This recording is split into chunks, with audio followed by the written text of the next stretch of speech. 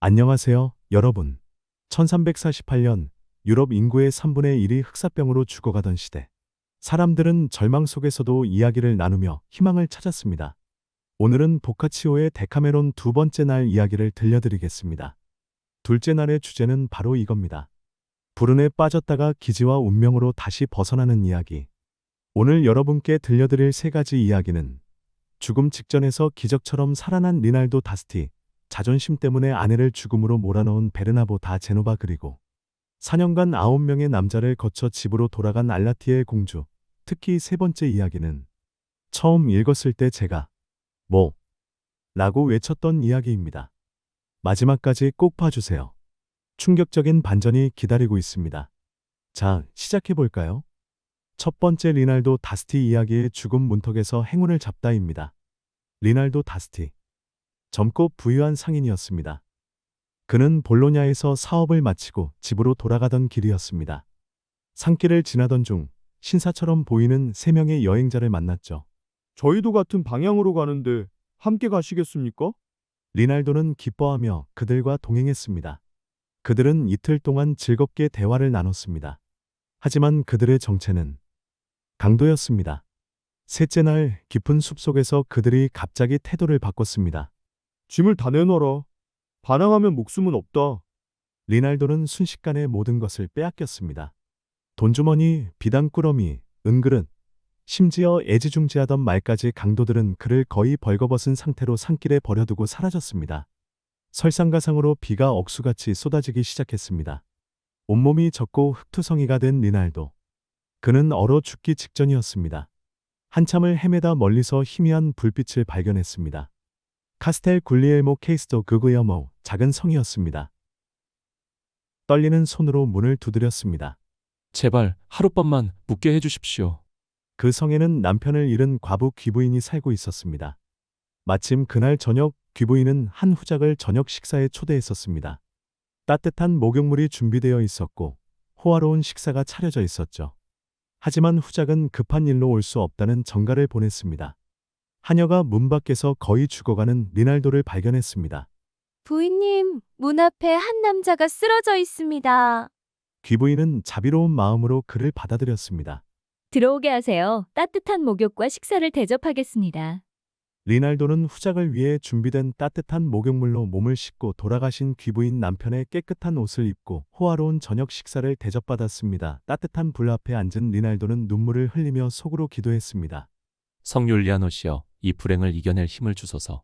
리날도는 여행자들의 수호성인인 성 율리아노를 항상 믿고 따랐던 독실한 신자였습니다. 다음 날 아침 놀라운 일이 벌어졌습니다. 관군이 그 지역을 지나가다가 강도 3명을 체포했습니다. 그들이 바로 리날도를 습격한 강도들이었죠. 강도들은 곧바로 교수형에 처해졌고 리날도가 빼앗겼던 모든 재산이 되돌아왔습니다. 돈주머니, 비단, 은그릇, 심지어 말까지 모두 무사히 돌아왔죠. 모두 무사히 돌아왔습니다. 리날도는 놀라움에 무릎을 꿇고 하늘을 향해 외쳤습니다. 성 율리아노시여, 저를 버리지 않으셨군요. 귀부인도 기뻐하며 말했습니다. 이것은 당신의 인내와 믿음을 신께서 보상하신 겁니다. 여러분, 생각해 보세요. 어제까지만 해도 죽음 직전이던 사내가 하루아침에 모든 것을 회복했을 뿐 아니라 귀부인의 따뜻한 환대까지 받았습니다. 이 이야기가 주는 교훈은 명확합니다. 첫째, 절망 속에서도 희망을 잃지 말라. 리날도가 포기하지 않았기에 구원의 문이 열렸습니다. 둘째, 자비와 환대는 언제나 축복을 부른다. 귀부인의 선한 마음이 리날도를 구했습니다. 셋째, 운명은 예기치 못한 순간에 찾아온다. 가장 어두운 밤이 지나면 새벽이 온다는 진리. 보카치오가 흑사병 시대 사람들에게 전하고 싶었던 메시지는 삶은 언제든 뒤집힐 수 있다. 절망 속에서도 희망을 잃지 말라. 보카치오가 흑사병 시대의 사람들에게 전하고 싶었던 건 바로 이런 메시지였겠죠. 웃음과 지혜, 그리고 기적 같은 희망 말입니다. 자, 이제 두 번째 이야기로 넘어가겠습니다. 이번엔 좀 더 어두운 이야기입니다. 두 번째, 베르나보와 지네브라 이야기의 자존심이 불러온 불운입니다. 베르나보 다 제노바. 제노바의 부유하고 존경받는 상인이었습니다. 그는 아내 지네브라를 누구보다 사랑했습니다. 하지만 자존심이 너무 강한 사람이었죠. 어느 날 파리의 한 여관에서 이탈리아 상인들이 술자리를 가졌습니다. 술이 돌고 분위기가 무르익자 상인들은 여행 중 자신들의 연애 무용담을 자랑하기 시작했습니다. 집을 비운 사이에 아내가 바람을 피우더라. 여자란 원래 그런 거야. 믿을 수 없지. 그때 베르나보가 벌떡 일어나 외쳤습니다. 내 아내 지네브라만큼은 다르다. 세상 그 어떤 남자도 내 아내를 유혹할 수 없을 것이다. 그러자 피아첸차 출신의 암브로오졸로 엠브로지엘로라는 상인이 피식 웃으며 말했습니다. 자네가 너무 과신하는군. 내가 원한다면 자네 아내조차 나를 거절하지 못할 걸세. 베르나보는 얼굴이 붉어졌습니다. 그런 말은 모욕이네. 결국 두 사람은 내기를 하게 됩니다. 액수는 5천 플로린, 당시 엄청난 거금이었습니다. 암브로오졸로는 제노바로 돌아갔습니다. 며칠간 지네브라를 관찰한 그는 깨달았습니다. 이 여자는 정말로 정숙하구나. 전공법으로는 불가능하다. 그래서 그는 비열한 계략을 꾸몄습니다. 지네브라의 친한 친구를 찾아가 큰돈으로 매수했습니다. 부인의 침실에 나를 몰래 숨겨달라. 그 친구는 돈에 눈이 멀어 배신했습니다. 암브로오졸로를 큰 상자 안에 숨겨 침실에 들여놓았죠. 밤이 깊어지자 그는 상자에서 나왔습니다. 잠든 지네브라를 보며 그는 벽에 걸린 그림들을 확인했습니다. 침대 곁에 장식품들을 기억했습니다. 그리고 가장 중요하게는 지네브라의 왼쪽 가슴 아래에 있는 작은 점을 확인했습니다. 몇 가지 작은 물건도 훔쳤습니다. 새벽이 되기 전 그는 다시 상자로 돌아가 빠져나왔습니다. 암브로오졸로는 의기양양하게 베르나보를 찾아갔습니다. 보게 내 말이 맞았지? 자네 아내와 즐거운 밤을 보냈다네. 베르나보는 코웃음을 쳤습니다. 말로만 하면 누가 못하나? 증거가 있나? 그러자 암브로오졸로가 침실을 묘사하기 시작했습니다. 침실 벽에는 성모 마리아의 그림이 걸려 있고 침대 곁에는 금으로 된 촛대가 있지. 그리고 그는 목소리를 낮췄습니다. 자네 아내는 왼쪽 가슴 아래에 작은 점이 있더군. 그 점 주변에는 금발에 가는 털이 몇 가닥 돋아 있었지. 베르나보의 얼굴이 하얗게 질렸습니다. 그 점은 남편인 자신만 알고 있는 비밀이었습니다. 가장 친밀한 순간에만 볼 수 있는. 그럴 리가 없어. 하지만 증거는 명백했습니다. 베르나보는 내기에서 졌습니다. 분노에 휩싸인 베르나보는 제노바로 돌아갔습니다. 그는 충직한 하인에게 편지를 보냈습니다. 아내를 데리고 먼 숲으로 가서 죽이고 그 증거를 가져와라. 하인은 지네브라를 데리고 숲으로 갔습니다. 그리고 눈물을 흘리며 진실을 말했습니다. 부인님, 주인님께서 당신을 죽이라 명하셨습니다. 지네브라는 무릎을 꿇고 애원했습니다. 저는 결백합니다. 제발 믿어주세요. 저는 남편 외에 어떤 남자도 가까이 한 적이 없습니다. 하인은 차마 명령을 따를 수 없었습니다. 도망치십시오. 저는 주인님께 당신이 죽었다고 보고하겠습니다. 지네브라는 남자 옷을 입고 시쿠라노 다피날레 스키라노 다파넬리라는 이름으로 변장했습니다. 그녀는 카탈루냐 배의 선원으로 올라탔습니다. 항해 끝에 알렉산드리아에 도착했죠. 그곳에서 그녀의 능력이 인정받아 술탄에 신뢰받는 신하가 되었습니다. 어느 날 그녀는 시장을 지나다가 암브로오졸로를 발견했습니다. 그의 상품 중에는 지네브라 자신의 허리띠가 있었습니다. 이 허리띠는 어디서 구했어? 암브로오졸로는 자랑스럽게 대답했습니다. 제노바의 한 부인에게서 선물로 받았지요. 그 부인의 남편과 내기를 해서 이겼거든요. 지네브라는 조용히 복수를 계획했습니다. 얼마 후 시쿠라노는 술탄 앞에 베르나보와 암브로오졸로를 함께 소환했습니다. 이 두 사람 사이에 큰 불의가 있었습니다. 그리고 그녀는 모든 진실을 밝혔습니다. 암브로오졸로의 비열한 계략, 베르나보의 어리석은 자존심, 그리고 자신의 결백. 마침내 그녀는 남장을 벗고 모습을 드러냈습니다. 저는 지네브라입니다. 당신의 아내입니다. 베르나보는 충격과 후회에 무릎을 꿇었습니다. 암브로오졸로는 꿀을 바른 채 기둥에 묶여 벌레에게 물려 죽는 형벌을 받았습니다. 이 이야기가 주는 교훈: 첫째, 자만은 화를 부른다.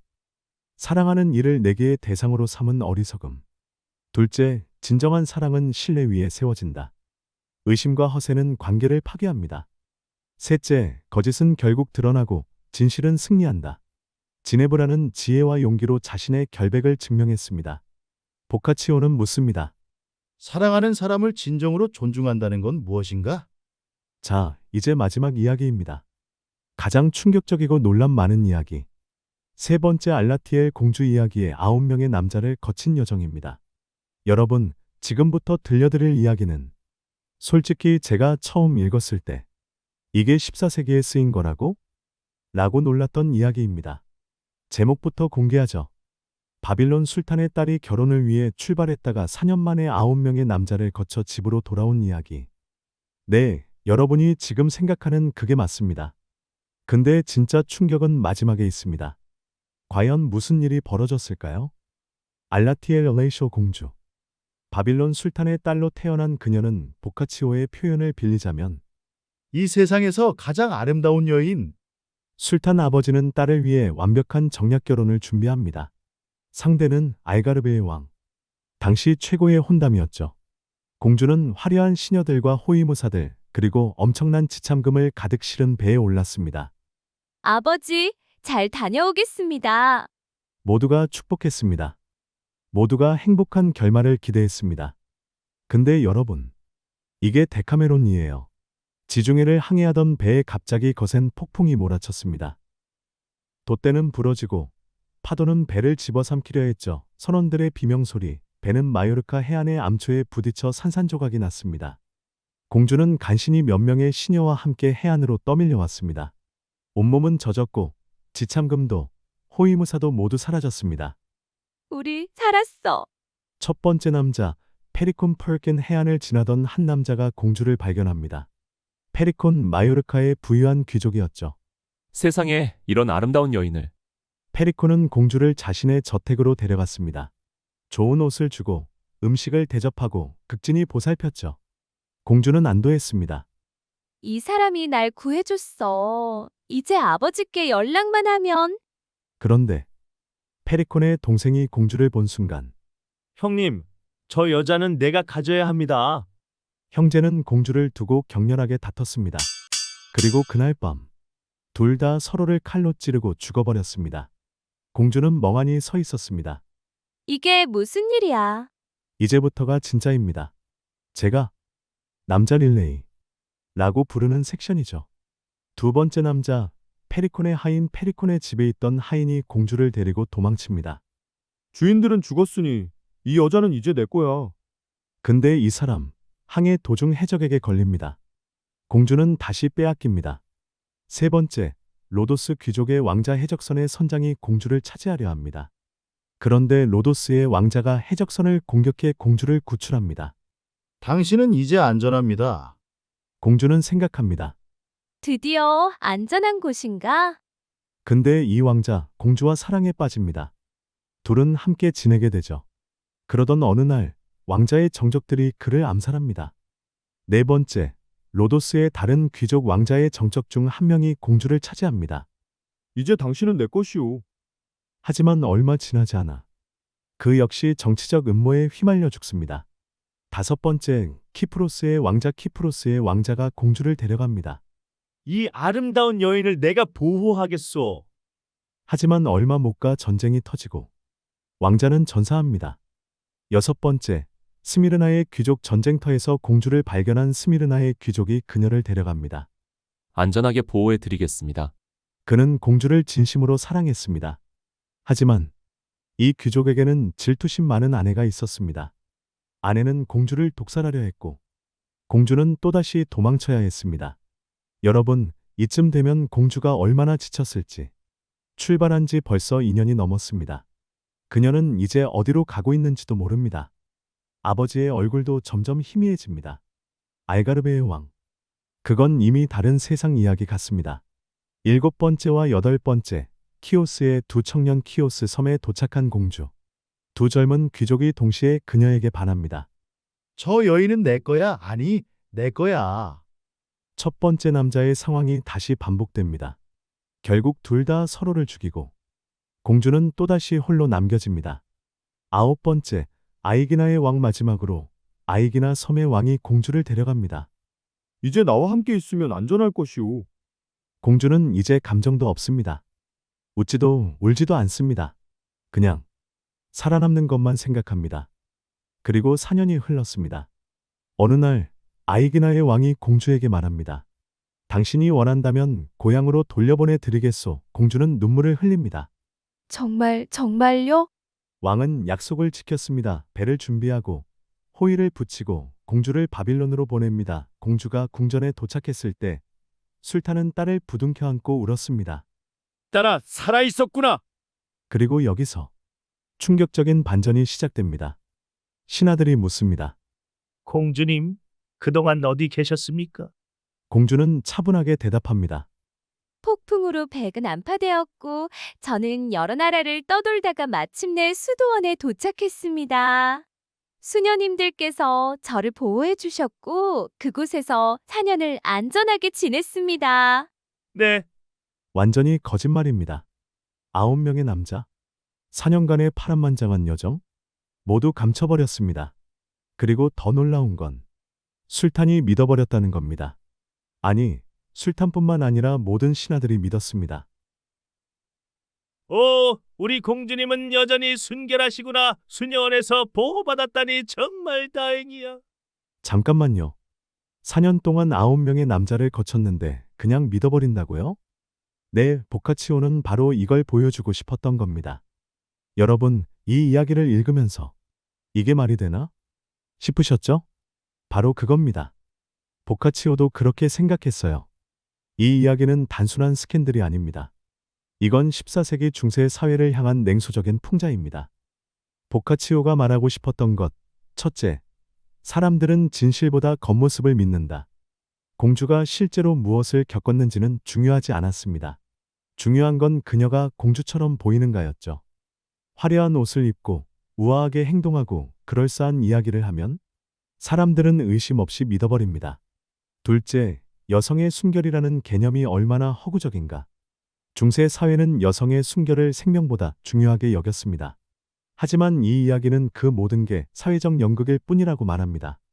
셋째, 체면과 명예는 진실보다 강하다. 술탄은 정말 딸을 믿었을까요? 아니면 믿고 싶었던 걸까요? 진실을 밝히는 순간 왕가의 명예가 무너집니다. 알가르베 왕과의 혼담도 깨집니다. 모든 것이 망가집니다. 그래서 모두가 침묵을 선택했습니다. 공주도 알고 있었습니다. 이 침묵이 자신을 지켜준다는 것을. 여러분, 이 이야기가 700년 전 이야기라고 생각하세요? 아닙니다. 지금도 똑같습니다. SNS에서 완벽한 삶을 연출하는 사람들, 실제로는 힘들어도 괜찮은 척하는 우리, 진실보다 체면을 중요하게 여기는 사회. 알라티엘 공주는 14세기 인플루언서였을지도 모릅니다. 4년간의 진짜 삶은 감추고 완벽한 이미지만 포장해서 보여준 거죠. 그리고 사람들은 그걸 믿어줬습니다. 보카치오는 700년 전에 이미 알고 있었습니다. 인간은 보고 싶은 것만 본다는 것을. 오늘 우리는 데카메론 둘째 날의 3가지 이야기를 함께 봤습니다. 리날도 다스티, 절망 속에서도 희망을 잃지 않아 구원받은 상인 베르나보와 지네브라, 자존심이 사랑을 파괴했지만 진실은 결국 승리했다. 알라티엘 공주, 체면과 진실, 그 사이에서 선택한 침묵. 이 세 이야기가 우리에게 던지는 질문. 불운 속에서 당신은 희망을 지킬 수 있습니까? 사랑하는 사람을 진정으로 신뢰할 수 있습니까? 당신은 진실을 택하시겠습니까? 아니면 체면을 택하시겠습니까?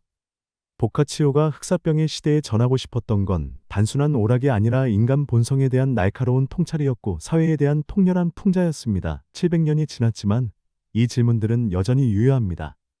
여러분은 어떻게 생각하시나요? 여러분이라면 알라티엘처럼 진실을 숨겼을까요? 아니면 모든 걸 고백했을까요? 베르나보처럼 사랑하는 사람을 의심한 적이 있나요? 리날도처럼 절망 속에서 기적을 경험한 적이 있나요? 다음 영상에서는 데카메론 셋째 날 이야기를 가져오겠습니다. 더 흥미진진한 이야기들이 기다리고 있습니다. 구독과 좋아요, 알림 설정 부탁드리고 함께 고전 속 지혜를 탐험해 봅시다. 시청해 주셔서 감사합니다.